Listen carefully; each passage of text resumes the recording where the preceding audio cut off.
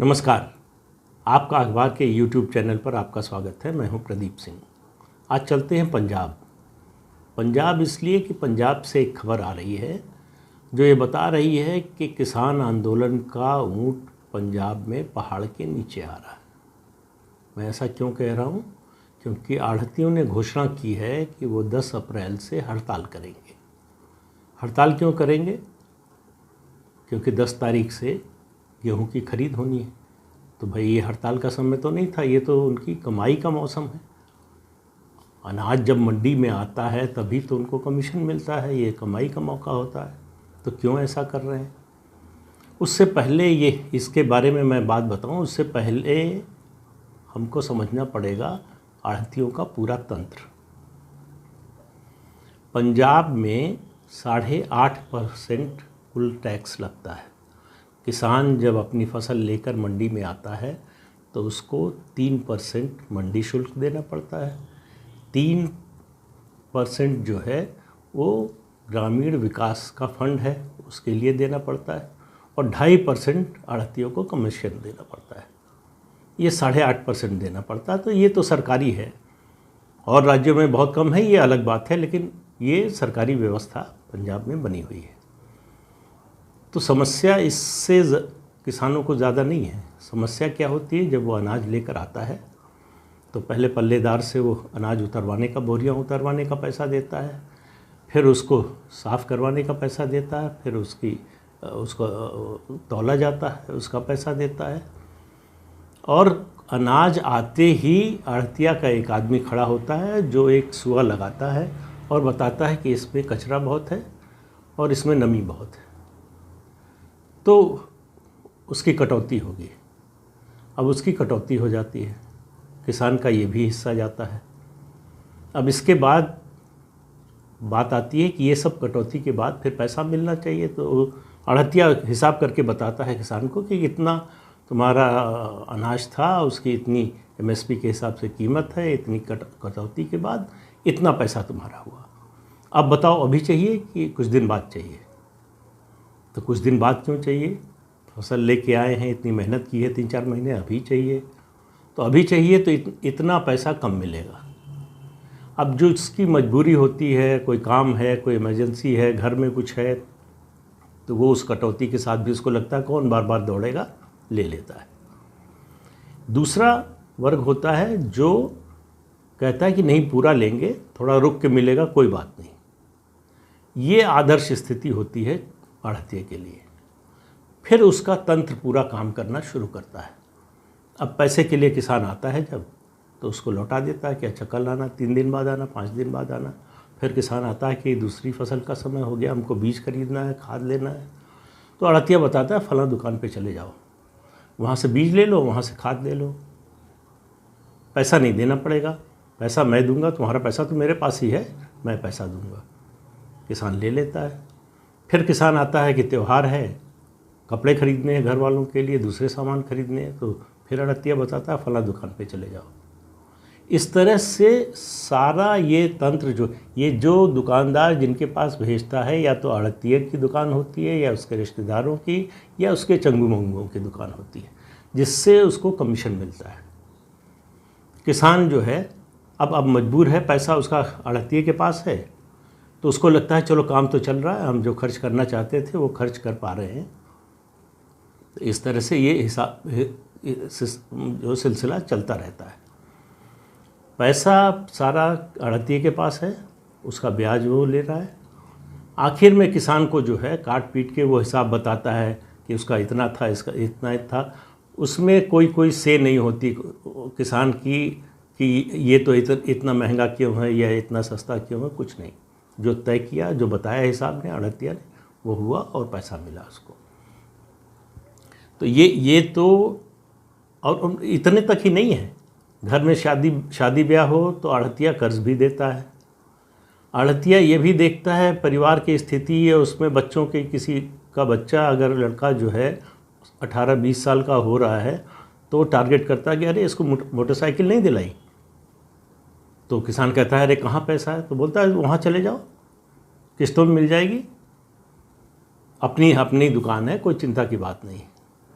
तो इस तरह से ये तंत्र चलता है। तो ये केवल 2.5% कमीशन के लिए काम नहीं करता आढ़तिया, ये असली कमाई है। लेकिन इसमें अभी और है।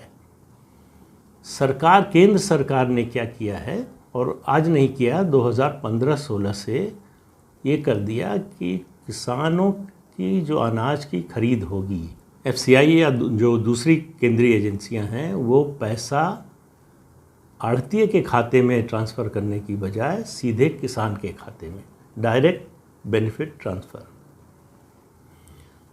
तो ये पूरे देश में लागू हो गया। पंजाब सरकार और हरियाणा सरकार दोनों एक्सटेंशन मांगते रहे। दोनों जगह आढ़तियों का जो है तंत्र बड़ा मजबूत है, ख़ासतौर से पंजाब में बहुत ज़्यादा है। तो पंजाब में ये चलता रहा, लेकिन इसकी कोशिश ऐसा नहीं कि अभी हुई है, 2010 में भी हो चुकी है। 2010 में मनमोहन सिंह प्रधानमंत्री थे, शरद पवार कृषि मंत्री थे, और बादल साहब, प्रकाश सिंह बादल मुख्यमंत्री थे पंजाब के। उस समय सरकार ने तय किया कि पैसा सीधे किसानों के खाते में जाना चाहिए। ये मनमोहन सिंह के सरकार ने तय किया। वहाँ फिर आढ़तियों ने विद्रोह कर दिया कि ये तो हो ही नहीं सकता, ये कैसे होगा। शरद पवार चंडीगढ़ गए, प्रकाश सिंह बादल से उनकी मुलाकात हुई, बैठक हुई, लौट कर आए और केंद्र सरकार ने वो अपना आदेश वापस ले लिया। ये है आढ़तियों की ताकत, ये समझिए आप। यहाँ से शुरू होता है मामला। 15-14 में जब मोदी सरकार, नरेंद्र मोदी प्रधानमंत्री बने, उनकी सरकार आई, तो उन्होंने पूरे देश में इसके लिए डीबीटी सिस्टम लागू कर दिया कि नहीं, किसान का जो फसल की खरीद होगी उसका पैसा सीधे उसके खाते में जाएगा। जो टैक्स वगैरह काटना है, कमीशन काटना है, वो काट कर एफसीआई सीधे उनके खाते में ट्रांसफ़र करे। तो ये सिलसिला पूरे देश में लागू हुआ। लेकिन पंजाब और हरियाणा इसके लिए एक्सटेंशन मांगते रहे कि अभी हमारी तैयारी नहीं है, अभी ये नहीं हुआ है, अभी ये सिस्टम तैयार नहीं हुआ है। इस बार सरकार ने, केंद्र सरकार ने कहा कि अगर दो चीज़ें कहीं कि अगर सीधे ट्रांसफ़र नहीं होगा पैसा तो पंजाब से गेहूं की खरीद नहीं होगी। दूसरा ये कहा कि जो किसान बेचने आएगा अपना अनाज, उसकी ज़मीन का भी रिकॉर्ड हो साथ में बताया जाना चाहिए। ये सरकार ने क्यों किया? ये दूसरी बात, उसकी वजह ये थी कि पंजाब में धान की जब खरीद हुई पिछले दिनों, काफ़ी लंबे समय से ये सिलसिला चल रहा है, जितना पंजाब में कुल पैदा हुआ धान उससे ज़्यादा की एफसीआई ने खरीद कर ली। तो अब आप इस घोटाले का अंदाज़ा लगा लीजिए। तो सरकार ने कहा कि इसको रोकने का एक ही तरीका है कि भाई आपके पास इतने एकड़ खेत है, इतनी पैदावार होती है औसत, मान लेते हैं 10% आपकी ज़्यादा हुई या 15% ज़्यादा हुई, तो इससे ज़्यादा आपके पास तो अनाज नहीं होना चाहिए। इससे ज़्यादा है, इसका मतलब कैसे होता है, ये इससे ज़्यादा कैसे हो जाता है? ये बिहार, पूर्वी उत्तर प्रदेश, मध्य प्रदेश, दूसरे राज्यों से सस्ता गेहूं या धान खरीद कर इसको बढ़ाया जाता है। एमएसपी पे पैसा मिलता है, आढ़तिया को कमीशन मिलता है, सरकार के पास पैसा आता है।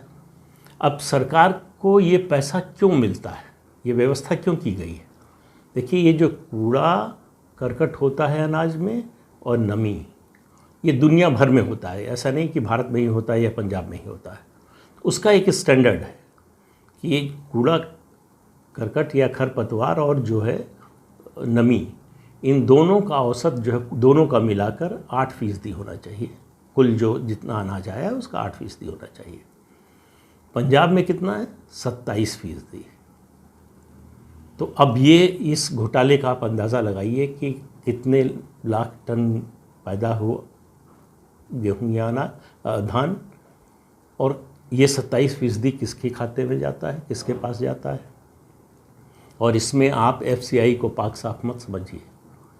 एफसीआई के लोग इसमें मिले हुए हैं आढ़तियों से। 90,000 करोड़ रुपए की तनख्वाह जाती है एफसीआई के लोगों को, कर्मचारियों को। 1,000 करोड़ का टैक्सी बिल आता है। किस बात की टैक्सी कोई नहीं जानता, लेकिन 1,000 करोड़ का टैक्सी बिल आता है। इसीलिए यही सब देखते हुए इस भ्रष्टाचार को शांता कुमार कमेटी ने अपने रिकमेंडेशन में कहा कि एफसीआई को डिसमेंटल कर देना चाहिए। ये जो 27% है, ये जो पैसा जा रहा है, और ये जो करप्शन में जा रहा है, ये पैसा अगर हम जोड़कर किसानों को दे दें तो माला माल हो जाएंगे किसान। अब आढ़तियों को दिक्कत हो रही है तो सरकार को क्यों दिक्कत हो रही है? पंजाब के मुख्यमंत्री कैप्टन अमरिंदर सिंह का कहना है कि आढ़तियों और किसान का रिश्ता नाखून और मांस की तरह है, दोनों को एक दूसरे से अलग नहीं किया जा सकता। कितनी चिंता है किसानों की, आप देखिए। लेकिन किसान संगठनों के नेता ऐसा नहीं मानते। जो भारतीय किसान यूनियन की जो सबसे बड़ी इकाई है उग्राहा गुट की, उनका कहना है कि किसान और आढ़तिये का रिश्ता छुरी और खरबूजे की तरह है। छुरी खरबूजे पर गिरे या खरबूजा छुरी पर, कटना खरबूजे को है, तो किसान खरबूजा है यहाँ पर। वो कह रहे हैं कि ये सरकार का कदम बहुत अच्छा है, सीधे पैसा मिले किसान को, लेकिन एक बहुत बड़ा लेकिन लगाते हैं कि ये समय ठीक नहीं है। समय क्यों ठीक नहीं है? उनको लगता है कि इससे किसान आंदोलन कमज़ोर हो जाएगा। तो किसान आंदोलन किस लिए हो रहा भाई? किसान आंदोलन तो आपने इसीलिए शुरू किया ना कि किसानों की हित की बात करेंगे, कि किसान का नुकसान न होने पाए। तो किसान का फ़ायदा हो रहा है तो समय क्यों नहीं ठीक है? किसके लिए? अगर किसान का फ़ायदा, कोई ऐसा कदम उठाया है, राज्य सरकार उठाए, केंद्र सरकार उठाए, अगर उसमें किसान का हित है तो फिर उसके लिए समय तो हर समय अच्छा समय है। लेकिन उनका कहना है कि नहीं, ये समय अच्छा नहीं है, कदम अच्छा है लेकिन समय अच्छा नहीं है। अब पंजाब के मंत्रियों का एक समूह बनाया है कैप्टन साहब ने, जो इन सब मुद्दों पर विचार कर रहा था। वो आया केंद्रीय खाद्य मंत्री पीयूष गोयल से मिलने, बैठक हुई और पंजाब के खाद्य और नागरिक आपूर्ति मंत्री के हिसाब से बड़े सौहार्दपूर्ण वातावरण में बातचीत हुई। और पीयूष गोयल ने साफ साफ मना कर दिया कि अगर डीबीटी के तहत ट्रांसफ़र नहीं होगा किसानों के खाते में पैसा सीधे, तो केंद्र सरकार पंजाब से गेहूं नहीं खरीदेगी। अब इन लोगों के लिए बड़ी समस्या हो गई। दूसरा जो मुद्दा था किसानों के खेत का जो है उसका प्रमाण लाने का, वो 6 महीने के लिए सरकार ने टाल दिया, क्योंकि राज्य सरकार ने हाथ खड़े कर दिए कि हमारा सिस्टम तैयार नहीं हुआ है।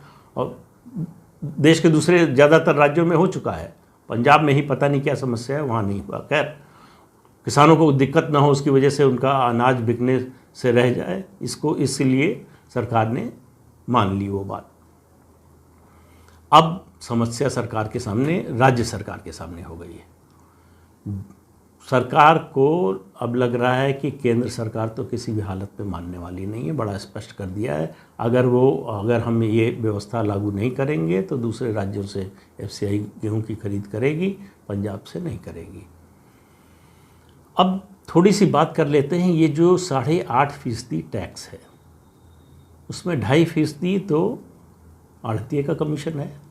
तो भाई आप किसी को जब कमीशन देते हैं, इसको कहिए सेवा शुल्क कहिए, कोई भी नाम दे लीजिए, तो उसके बदले में वो कोई सर्विस तो देता है। आढ़तिया क्या सर्विस देता है? वो किसान का गेहूं उतरवाता नहीं है, उसकी सफाई नहीं करवाता है, उसकी और कोई मदद नहीं करता। वो सिर्फ पर्ची काटता है कि ये फलां आदमी फलां गांव का इतना गेहूं या इतना धान लेकर आया था, बस। इसके लिए उसको 2.5% मिलता है। चलिए, आढ़तिया है, उसका अपना तंत्र है, व्यापारी है, उसको 1 मिनट के लिए छोड़ दीजिए। सरकार पर आइए, सरकार 3% मंडी शुल्क लेती है। मंडी शुल्क किस लिए लिया जाता है कि मंडी की व्यवस्था, जो उसका इंफ्रास्ट्रक्चर है, उस पर खर्च किया जाएगा ये पैसा, जिससे मंडी की स्थिति बेहतर हो सके। तो दुनिया भर में क्या होता है इस पैसे का? दुनिया भर में ये होता है कि किसानों की सुविधा के लिए उपाय किए जाते हैं। जैसे किसान अगर अपना अनाज लेकर जाता है, कन्वेयर बेल्ट लगी है, उसमें जाली लगी हुई है, कन्वेयर बेल्ट पर गेहूं चलाया जाएगा या धान चलाया जाएगा, उसमें से कचरा निकल जाएगा, उसका साफ गेहूं या धान सामने आ जाएगा। दूसरा, ड्रायर लगे हुए हैं, ड्रायर में डाला जाएगा गेहूं या धान, उसकी जो नमी है वो निकल जाएगी, सूख जाएगा, फिर तौल दिया जाएगा। तो इस पैसे का इस्तेमाल ये होता है, लेकिन पंजाब में नहीं होता। वहाँ मंडी शुल्क तो लिया जाता है, लेकिन मंडी के विकास पर कोई खर्च नहीं होता। दूसरा शुल्क लिया जाता है ग्रामीण विकास के लिए, इसलिए कि किसानों को सुविधाएं दी जाए। वो कोई सुविधा किसान को कोई मिलती नहीं, लेकिन फर्जी ही खर्च करते हों, उस खर्च का हिसाब देना पड़ता है केंद्र सरकार को। केंद्र सरकार के सामने पंजाब के ये मंत्रियों का समूह गया था कि वो हमारा पैसा रिलीज़ नहीं हुआ। केंद्र सरकार ने कहा उसका हिसाब दीजिए, पहले वो हिसाब मिलेगा तब रिलीज़ होगा। तो आप समझिए उस हिसाब में क्या क्या होता है। तो ये 8.5% का हिसाब है। इसकी लूट का मामला अलग है। अब कुल मामला क्या है? ये जो 6% है ये राज्य सरकार को मिलता है, और राज्य सरकार को इसका मतलब जितनी पैदावार है उसके हिसाब से काफ़ी बड़ी रकम मिलती है। आढ़तियों को पैसा मिलता है, उनका पूरा तंत्र चलता है। तो आढ़तिये और पॉलिटिशियंस का नेक्सस है, सरकार कांग्रेस की हो या अकाली दल की, उनका तंत्र बना रहता है। और ये आढ़तिये इसी तंत्र के कारण इन पार्टियों को फंड करते हैं, पैसा देते हैं चुनाव के लिए, दूसरे राजनीतिक कामों के लिए। तो इसलिए आप देखिए कि अकाली दल ने दशकों पुरानी अपनी जो दोस्ती थी भारतीय जनता पार्टी से, वो तोड़ दी। क्यों तोड़ दी? आढ़तियों के नाम पर, किसानों के नाम पर नहीं। देखिए, किसानों के नाम पर होता तो शायद ये कदम नहीं उठाते। तो आढ़तियों को बचाना था, इसलिए ये दोस्ती तोड़ दी, क्योंकि इतनी बड़ी रकम आती है फंडिंग के लिए कि वो कोई छोड़ना नहीं चाहता है। अब आप समझ गए होंगे कि ये मामला क्या है और केंद्र सरकार ने क्या किया है। केंद्र सरकार ने कुछ भी ऐसा नहीं किया है जिसको आप कह सकें कि ये राज्य के साथ कुछ बेईमानी कर रही है या भेदभाव कर रही है या किसानों के खिलाफ कर रही है। यही मुश्किल बन गई है राज्य सरकार की कि वो कहे कैसे, शिकायत कैसे करें। ये कैसे कहें कि केंद्र सरकार तो चाहती है किसानों को सीधे पैसा मिले, हम नहीं चाहते हैं। ये तो कह नहीं सकते, तो आढ़तियों पर खेला जा रहा है। अब जब ये मंत्रियों का समूह लौट कर गया है तो उन्होंने कहा कि अब हम बात करेंगे आढ़तियों से, और पंजाब के मुख्यमंत्री आढ़तियों को समझाने की कोशिश करेंगे।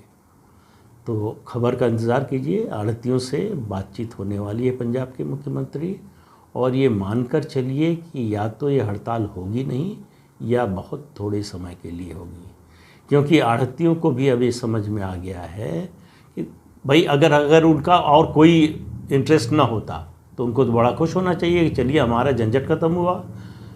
सरकार ही जो है मंडी शुल्क सरकार को दे देगी और ग्रामीण विकास का पैसा भी राज्य सरकार को दे देगी, हमारा कमीशन हमको मिलेगा, किसान का पैसा किसान को मिलेगा, तो हम बाकी झंझट से मुक्त हो गए। लेकिन मामला इतना सीधा नहीं है, इसलिए समस्या जो है वो हो रही है, इसलिए हड़ताल हो रही है। और ये किसानों की हड़ताल, मेरा शुरू से मानना है कि इसके पीछे की शक्ति जो है वो ये आढ़तियाँ हैं, उनका तंत्र है।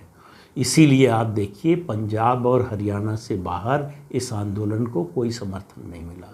किसानों को समझ में आ रहा है, इसीलिए ये किसान नेता और उनके समर्थक ये आज तक नहीं बता पाए कि 3 कृषि कानूनों में जो केंद्र सरकार ने बनाए हैं उसमें खामी क्या है, उससे किसान का नुकसान क्या है, कैसे किसान का जो है वो हित नहीं सकता है। तो ये बात आप अच्छी तरह से समझ लीजिए कि आढ़तियों का ये तंत्र अब टूटने जा रहा है। ये ऊंट पहाड़ के नीचे आ गया है, उसको समझ में आ गया है कि ये डॉक्टर मनमोहन सिंह की सरकार नहीं है, नरेंद्र मोदी की सरकार है। उसने तय कर लिया है तो वो लागू करके रहेंगे। तो इंतज़ार कीजिए, देखिए क्या होता है पंजाब में, और आढ़तियों और मुख्यमंत्री के बात का क्या नतीजा निकलता है। आज के लिए इतना ही। आपसे अनुरोध है कि इस चैनल को देखिए, सब्सक्राइब कीजिए, दोस्तों से शेयर कीजिए। और आज इतना ही, अगले अंक में फिर मिलेंगे एक नए मुद्दे के साथ। तब तक के लिए नमस्कार।